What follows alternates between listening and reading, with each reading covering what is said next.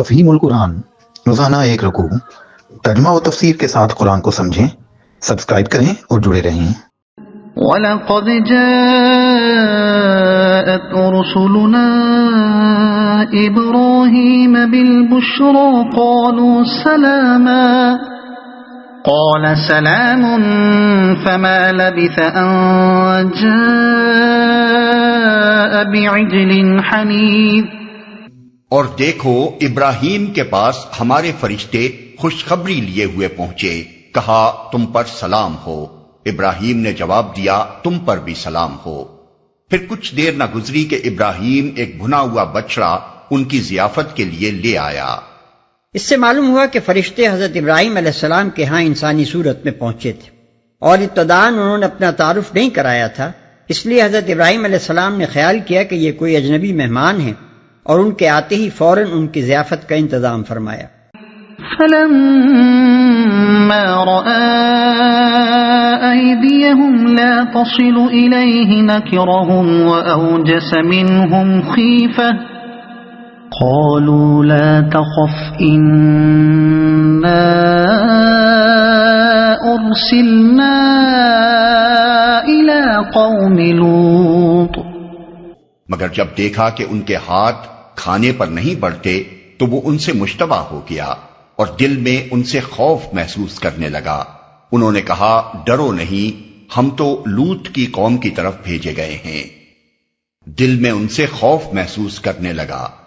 بعض مفسرین کے نزدیک یہ خوف اس بنا پر تھا کہ جب ان اجنبی نوواردوں نے کھانے میں تعامل کیا تو حضرت ابراہیم علیہ السلام کو ان کی نیت پر شبہ ہونے لگا، اور آپ اس خیال سے اندیشہ ناک ہوئے کہ کہیں یہ کسی دشمنی کے ارادے سے تو نہیں آئے ہیں، کیونکہ عرب میں جب کوئی شخص کسی کی ضیافت قبول کرنے سے انکار کرتا تو اس سے یہ سمجھا جاتا تھا کہ وہ مہمان کی حیثیت سے نہیں آیا ہے بلکہ قتل و غارت کی نیت سے آیا ہے، لیکن بعد کی آیت اس تفسیر کی تائید نہیں کرتی۔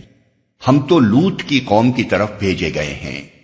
اس انداز کلام سے صاف ظاہر ہوتا ہے کہ کھانے کی طرف ان کے ہاتھ نہ بڑھنے سے ہی حضرت ابراہیم علیہ السلام تاڑ گئے تھے کہ یہ فرشتے ہیں، اور چونکہ فرشتوں کا علانیہ انسانی شکل میں آنا غیر معمولی حالات ہی میں ہوا کرتا ہے، اس لیے حضرت ابراہیم علیہ السلام کو خوف جس بات پر ہوا وہ دراصل یہ تھی کہ کہیں آپ کے گھر والوں سے یا آپ کی بستی کے لوگوں سے یا خود آپ سے کوئی ایسا قصور تو نہیں ہو گیا ہے جس پر گرفت کے لیے فرشتے اس صورت میں بھیجے گئے ہیں۔ اگر بات وہ ہوتی جو بعض مفسرین نے سمجھی ہے تو فرشتے یوں کہتے کہ ڈرو نہیں، ہم تمہارے رب کے بھیجے ہوئے فرشتے ہیں، لیکن جب انہوں نے آپ کا خوف دور کرنے کے لیے کہا کہ ہم تو قوم لوط کی طرف بھیجے گئے ہیں تو اس سے معلوم ہوا کہ ان کا فرشتہ ہونا تو حضرت ابراہیم جان گئے تھے، البتہ پریشانی اس بات کی تھی کہ یہ حضرات اس فتنے اور آزمائش کی شکل میں جو تشریف لائے ہیں تو آخر وہ بد نصیب کون ہے جس کی شامت آنے والی ہے۔ وَامْرَأَتُهُ قَائِمَةٌ فَضَحِكَتْ فَبَشَّرْنَاهَا بِإِسْحَاقَ وَمِن وَرَاءِ إِسْحَاقَ يَعْقُوبَ۔ ابراہیم کی بیوی بھی کھڑی ہوئی تھی، وہ یہ سن کر ہنس دی، پھر ہم نے اس کو اسحاق کی اور اسحاق کے بعد یعقوب کی خوشخبری دی، وہ یہ سن کر ہنس دی۔ اس سے معلوم ہوا کہ فرشتوں کے انسانی شکل میں آنے کی خبر سنتے ہی سارا گھر پریشان ہو گیا تھا، اور حضرت ابراہیم علیہ السلام کی اہلیہ بھی گھبرائی ہوئی باہر نکل آئی تھیں۔ پھر جب انہوں نے یہ سن لیا کہ ان کے گھر پر یا ان کی بستی پر کوئی آفت آنے والی نہیں ہے تب کہیں ان کی جان میں جان آئی اور وہ خوش ہو گئیں۔ یعقوب کی خوشخبری دی۔ فرشتوں نے حضرت ابراہیم علیہ السلام کے بجائے حضرت سارہ کو یہ خوشخبری اس لیے سنائی کہ اس سے پہلے حضرت ابراہیم علیہ السلام کے ہاں تو ان کی دوسری بیوی حضرت ہاجرہ سے سیدنا اسماعیل علیہ السلام پیدا ہو چکے تھے، مگر حضرت سارہ اس وقت تک بے اولاد تھیں، اور اس بنا پر دل انہی کا زیادہ غمگین تھا۔ ان کے اس غم کو دور کرنے کے لیے فرشتوں نے انہیں صرف یہی خوشخبری نہیں سنائی کہ تمہارے ہاں اسحاق علیہ السلام جیسا جلیل القدر بیٹا پیدا ہوگا، بلکہ یہ بھی بتایا کہ اس بیٹے کے بعد پوتا بھی یعقوب علیہ السلام جیسا عالی شان پیغمبر ہوگا۔ قالت يا ويلتى أألد وأنا عجوز وهذا بعلي شيخا إن هذا لشيء عجيب۔ وہ بولی ہائے میری کمبختی، کیا اب میرے ہاں اولاد ہوگی جبکہ میں بڑھیا پھونس ہو گئی اور یہ میرے میاں بھی بوڑھے ہو چکے؟ یہ تو بڑی عجیب بات ہے، ہائے میری کمبختی۔ اس کا مطلب یہ نہیں ہے کہ حضرت سارہ فی الواقع اس پر خوش ہونے کے بجائے الٹی اس کو کمبختی سمجھتی تھی، بلکہ دراصل یہ اس قسم کے الفاظ میں سے ہے جو عورتیں بالعموم تعجب کے مواقع پر بولا کرتی ہیں اور جن سے لغوی معنی مراد نہیں ہوتے بلکہ محض اظہار تعجب مقصود ہوتا ہے۔ اور یہ میرے میاں بھی بوڑھے ہو چکے۔ بائبل سے معلوم ہوتا ہے کہ حضرت ابراہیم علیہ السلام کی عمر اس وقت 100 برس اور حضرت سارہ کی عمر 90 برس کی تھی۔ قالوا أتعجبين من أمر الله رحمة الله وبركاته عليكم أهل البيت إنه حميد مجيد۔ فرشتوں نے کہا، اللہ کے حکم پر تعجب کرتی ہو، ابراہیم کے گھر والوں، تم لوگوں پر تو اللہ کی رحمت اور اس کی برکتیں ہیں، اور یقیناً اللہ نہایت قابل تعریف اور بڑی شان والا ہے۔ اللہ کے حکم پر تعجب کرتی ہو، مطلب یہ ہے کہ اگرچہ عادتاً اس عمر میں انسان کے ہاں اولاد نہیں ہوا کرتی، لیکن اللہ کی قدرت سے ایسا ہونا کچھ بعید بھی نہیں ہے، اور جبکہ یہ خوشخبری تم کو اللہ کی طرف سے دی جا رہی ہے تو کوئی وجہ نہیں کہ تم جیسی ایک مومنہ اس پر تعجب کرے۔ فلما ذهب عن إبراهيم الروع وجاءته البشرى يجادلنا في قوم لوط۔ پھر جب ابراہیم کی گھبراہٹ دور ہو گئی اور اولاد کی بشارت سے اس کا دل خوش ہو گیا تو اس نے قوم لوط کے معاملے میں ہم سے جھگڑا شروع کیا۔ جھگڑے کا لفظ اس موقع پر اس انتہائی محبت اور ناز کے تعلق کو ظاہر کرتا ہے جو حضرت ابراہیم علیہ السلام اپنے خدا کے ساتھ رکھتے تھے۔ اس لفظ سے یہ تصویر آنکھوں کے سامنے پھر جاتی ہے کہ بندے اور خدا کے درمیان بڑی دیر تک رد و کج جاری رہتی ہے۔ بندہ اصرار کر رہا ہے کہ کسی طرح قوم لوط علیہ السلام پر سے عذاب ٹال دیا جائے۔ خدا جواب میں کہہ رہا ہے کہ یہ قوم اب خیر سے بالکل خالی ہو چکی ہے اور اس کے جرائم اس حد سے گزر چکے ہیں کہ اس کے ساتھ کوئی رعایت کی جا سکے، مگر بندہ ہے کہ پھر یہی کہے جاتا ہے کہ پروردگار اگر کچھ تھوڑی سی بھلائی بھی اس میں باقی ہو تو اسے اور ذرا مہلت دے دے، شاید کہ وہ بھلائی پھل لے آئے۔ بائبل میں اس جھگڑے کی کچھ تشریح بھی بیان ہوئی ہے، لیکن قرآن کا مجمل بیان اپنے اندر اس سے زیادہ معنوی وسعت رکھتا ہے۔ تقابل کے لیے ملاحظہ ہو کتاب پیدائش باب 18 آیت 23 تا 32۔ إن إبراهيم لحليم أواه منيب يا إبراهيم أعرض عن هذا إنه قد جاء أمر ربك وَإِنَّهُمْ آتِيهِمْ عَذَابٌ غَيْرُ مَغْضُوضٍ۔ حقیقت میں ابراہیم بڑا حلیم اور نرم دل آدمی تھا اور ہر حال میں ہماری طرف رجوع کرتا تھا۔ آخر کار ہمارے فرشتوں نے اس سے کہا، اے ابراہیم اس سے باز آ جاؤ، تمہارے رب کا حکم ہو چکا ہے اور اب ان لوگوں پر وہ عذاب آ کر رہے گا جو کسی کے پھیرے نہیں پھر سکتا۔ اس سلسلہ بیان میں حضرت ابراہیم علیہ السلام کا یہ واقعہ خصوصاً قوم لوط علیہ السلام کے قصے کی تمہید کے طور پر بظاہر کچھ بے جوڑ سا محسوس ہوتا ہے، مگر حقیقت میں یہ اس مقصد کے لحاظ سے نہایت برمحل ہے جس کے لیے پچھلی تاریخ کے یہ واقعات یہاں بیان کیے جا رہے ہیں۔ اس کی مناسبت سمجھنے کے لیے حسب ذیل دو باتوں کو پیش نظر رکھیے۔ ایک، مخاطب قریش کے لوگ ہیں جو حضرت ابراہیم علیہ السلام کی اولاد ہونے کی وجہ ہی سے تمام عرب کے پیردادے، کعبۃ اللہ کے مجاور اور مذہبی و اخلاقی اور سیاسی و تمدنی پیشوائی کے مالک بنے ہوئے ہیں، اور اس گھمنڈ میں مبتلا ہیں کہ ہم پر خدا کا غضب کیسے نازل ہو سکتا ہے جبکہ ہم خدا کے اس پیارے بندے کی اولاد ہیں اور وہ خدا کے دربار میں ہماری سفارش کرنے کو موجود ہے۔ اس پندار غلط کو توڑنے کے لیے پہلے تو انہیں یہ منظر دکھایا گیا کہ حضرت نوح علیہ السلام جیسا عظیم الشان پیغمبر اپنی آنکھوں کے سامنے اپنی جگر گوشے کو ڈوبتے دیکھ رہا ہے اور تڑپ کر خدا سے دعا کرتا ہے کہ اس کے بیٹے کو بچا لیا جائے، مگر صرف یہی نہیں کہ اس کی سفارش بیٹے کے کچھ کام نہیں آتی بلکہ اس سفارش پر باپ کو الٹی ڈانٹ سننی پڑتی ہے۔ اس کے بعد اب یہ دوسرا منظر خود حضرت ابراہیم علیہ السلام کا دکھایا جاتا ہے کہ ایک طرف تو ان پر بے پایاں عنایات ہیں اور نہایت پیار کے انداز میں ان کا ذکر ہو رہا ہے، مگر دوسری طرف جب وہی ابراہیم خلیل انصاف کے معاملے میں دخل دیتے ہیں تو ان کے اصرار و الہ کے باوجود اللہ تعالیٰ مجرم قوم کے معاملے میں ان کی سفارش کو رد کر دیتا ہے۔ 2، اس تقریر میں یہ بات بھی قریش کے ذہن نشین کرنی مقصود ہے کہ اللہ تعالیٰ کا وہ قانون مکافات جس سے لوگ بالکل بے خوف اور مطمئن بیٹھے ہوئے تھے، کس طرح تاریخ کے دوران میں تسلسل اور باقاعدگی کے ساتھ ظاہر ہوتا رہا ہے، اور خود ان کے گرد و پیش اس کے کیسے کیسے کھلے کھلے آثار موجود ہیں۔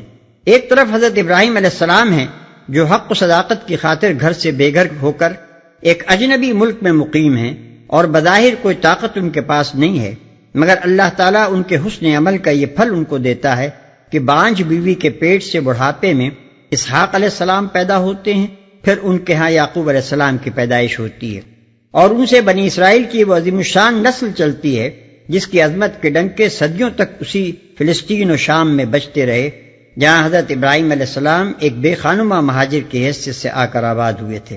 دوسری طرف قوم لوط ہے جو اسی سرزمین کے ایک حصے میں اپنی خوشحالی پر مگن اور اپنی بدکاریوں میں مست ہے، دور دور تک کہیں بھی اس کو اپنی شامت اعمال کے آثار نظر نہیں آ رہے ہیں، اور لوط علیہ السلام کی نصیحتوں کو وہ چٹکیوں میں اڑا رہی ہے، مگر جس تاریخ کو ابراہیم علیہ السلام کی نسل سے ایک بڑی اقبال مند قوم کے اٹھائے جانے کا فیصلہ کیا جاتا ہے، ٹھیک وہی تاریخ ہے جب اس بدکار قوم کو دنیا سے نیست و نابود کرنے کا فرمان نافذ ہوتا ہے، اور وہ ایسے عبرتناک طریقے سے فنا کی جاتی ہے کہ آج اس کی بستیوں کا نشان کہیں ڈھونڈے نہیں ملتا۔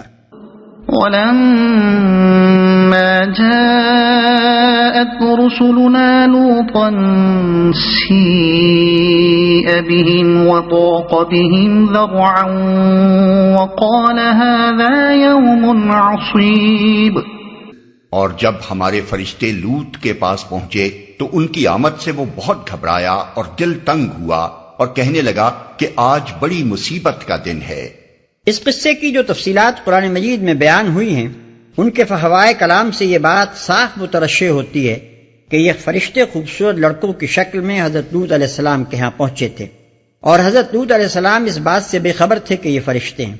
یہی سبب تھا کہ ان مہمانوں کی آمد سے آپ کو سخت پریشانی اور دل تنگی لاحق ہوئی۔ اپنی قوم کو جانتے تھے کہ وہ کیسی بد کردار اور کتنی بے حیا ہو چکی ہے۔ وَجَاءَهُ قَوْمُهُ يُهْرَعُونَ إِلَيْهِ وَمِن قَبْلُ كَانُوا يَعْمَلُونَ السَّيِّئَاتِ قَالَ يَا قَوْمِ هَؤُلَاءِ بَنَاتِي هُنَّ أَطْهَرُ لَكُمْ فَاتَّقُوا اللَّهَ وَلَا تُخْزُونِ فِي ضَيْفِي أَلَيْسَ مِنكُمْ رَجُلٌ رَشِيدٌ۔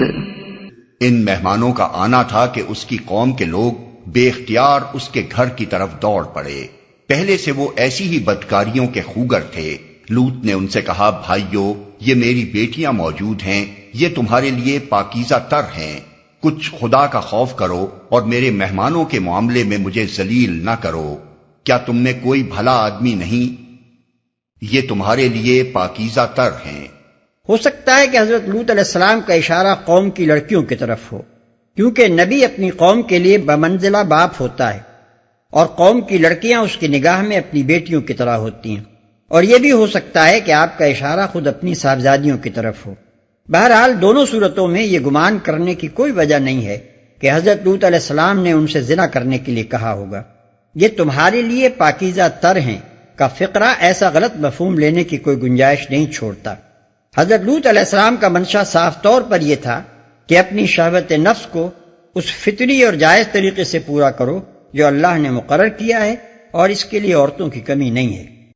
قالوا لقد علمت ما لنا في بناتك من حق وإنك لتعلم ما نريد۔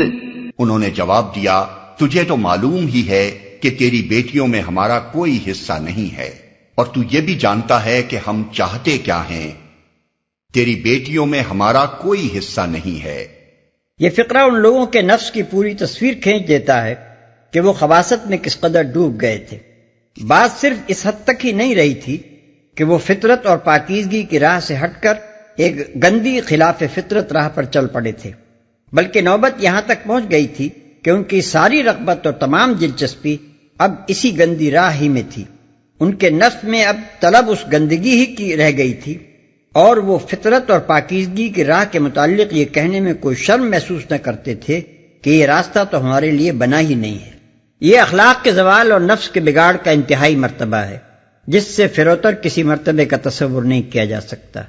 اس شخص کا معاملہ تو بہت ہلکا ہے جو محض نفس کی کمزوری کی وجہ سے حرام میں مبتلا ہو جاتا ہو، مگر حلال کو چاہنے کے قابل اور حرام کو بچنے کے قابل چیز سمجھتا ہو۔ ایسا شخص کبھی سدھر بھی سکتا ہے، اور نہ سدھرے تب بھی زیادہ سے زیادہ یہی کہا جا سکتا ہے کہ وہ ایک بگڑا ہوا انسان ہے۔ مگر جب کسی شخص کی ساری رغبت صرف حرام ہی میں ہو اور وہ سمجھے کہ حلال اس کے لیے ہے ہی نہیں، تو اس کا شمار انسانوں میں نہیں کیا جا سکتا۔ وہ دراصل ایک گندا کیڑا ہے جو غلاظت ہی میں پرورش پاتا ہے، اور طیبات سے اس کے مزاج کو کوئی مناسبت نہیں ہوتی۔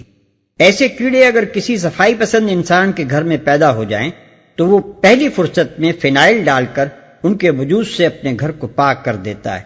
پھر بھلا خدا اپنی زمین پر ان گندے کیڑوں کے اجتماع کو کب تک گوارا کر سکتا ہے؟ قال لو ان لي بكم قوة او آوي الى ركن شديد قالوا يا لوط إنا رسل ربك لن يصلوا إليك فأسر بأهلك بقطع من الليل ولا يلتفت منكم أحد إلا امرأتك إنه مصيبها ما أصابهم إن موعدهم الصبح أليس الصبح بقريب۔ لوط نے کہا کاش میرے پاس اتنی طاقت ہوتی کہ تمہیں سیدھا کر دیتا، یا کوئی مضبوط سہارا ہی ہوتا کہ اس کی پناہ لیتا۔ تب فرشتوں نے اس سے کہا کہ اے لوط، ہم تیرے رب کے بھیجے ہوئے فرشتے ہیں، یہ لوگ تیرا کچھ نہ بگاڑ سکیں گے، بس تو کچھ رات رہے اپنے اہل و عیال کو لے کر نکل جا، اور دیکھو تم میں سے کوئی شخص پیچھے پلٹ کر نہ دیکھے، مگر تیری بیوی ساتھ نہیں جائے گی، کیونکہ اس پر بھی وہی کچھ گزرنے والا ہے جو ان لوگوں پر گزرنا ہے۔ ان کی تباہی کے لیے صبح کا وقت مقرر ہے، صبح ہوتے اب دیر ہی کتنی ہے۔ کوئی شخص پیچھے پلٹ کر نہ دیکھے۔ مطلب یہ ہے کہ اب تم لوگوں کو بس یہ فکر ہونی چاہیے کہ کسی طرح جلدی سے جلدی اس علاقے سے نکل جاؤ، کہیں ایسا نہ ہو کہ پیچھے شور اور دھماکوں کی آوازیں سن کر راستے میں ٹھہر جاؤ، اور جو رقبہ عذاب کے لیے نامزد کیا جا چکا ہے اس میں عذاب کا وقت آ جانے کے بعد بھی تم میں سے کوئی رکا رہ جائے۔ جو ان لوگوں پر گزرنا ہے۔ یہ تیسرا عبرتناک واقعہ ہے جو اس سورہ میں لوگوں کو یہ سبق دینے کے لیے بیان کیا گیا ہے کہ تم کو کسی بزرگ کی رشتہ داری اور کسی بزرگ کی سفارش اپنے گناہوں کے پاداش سے نہیں بچا سکتی۔ فلما جاء أمرنا جعلنا عاليها سافلها وأمطرنا عليها حجارة من سجيل منضود۔ پھر جب ہمارے فیصلے کا وقت آ پہنچا تو ہم نے اس بستی کو تلپٹ کر دیا اور اس پر پکی ہوئی مٹی کے پتھر تابڑ توڑ برسائے۔ غالباً یہ عذاب ایک سخت زلزلے اور آتش فشانی انفجار کی شکل میں آیا تھا۔ زلزلے نے ان کی بستیوں کو تلپٹ کیا اور آتش فشاں مادے کے پھٹنے سے ان کے اوپر زور کا پتھراؤ ہوا۔ پکی ہوئی مٹی کے پتھروں سے مراد شاید وہ متحجر مٹی ہے جو آتش فشاں علاقے میں زیر زمین حرارت اور لاوے کے اثر سے پتھر کی شکل اختیار کر لیتی ہے۔ آج تک بحر لوط کے جنوب اور مشرق کے علاقے میں اس انفجار کے آثار ہر طرف نمایاں ہیں۔ مسومة عند ربك وما هي من الظالمين ببعيد۔ جن میں سے ہر پتھر تیرے رب کے ہاں نشان زدہ تھا، اور ظالموں سے یہ سزا کچھ دور نہیں ہے، تیرے رب کے ہاں نشان زدہ تھا۔ یعنی ہر پتھر خدا کی طرف سے نامزد کیا ہوا تھا کہ اسے تباہ کاری کا کیا کام کرنا ہے، اور کس پتھر کو کس مجرم پر پڑنا ہے۔ یہ سزا کچھ دور نہیں ہے۔ یعنی آج جو لوگ ظلم کی اس روش پر چل رہے ہیں وہ بھی اس عذاب کو اپنے سے دور نہ سمجھیں۔ عذاب اگر قوم لوط پر آ سکتا تھا تو ان پر بھی آ سکتا ہے۔ خدا کو نہ لوط کی قوم عاجز کر سکی تھی نہ یہ کر سکتے ہیں۔ اگر آپ کو یہ ویڈیو پسند آئی ہو تو اسے لائک کریں، دوسروں تک پہنچانے کے لیے شیئر کریں، اور مزید ایسی ہی معلوماتی ویڈیوز کے لیے ہمارے چینل عبد المالک ہاشمی کو سبسکرائب ضرور کریں۔ نئی اپڈیٹس کے لیے بیل آئیکن دبائیں تاکہ آپ کو ہماری ہر نئی ویڈیو بر وقت مل سکے۔ آپ کی حوصلہ افزائی ہمیں مزید بہترین مواد بنانے میں مدد دے گی۔ شکریہ۔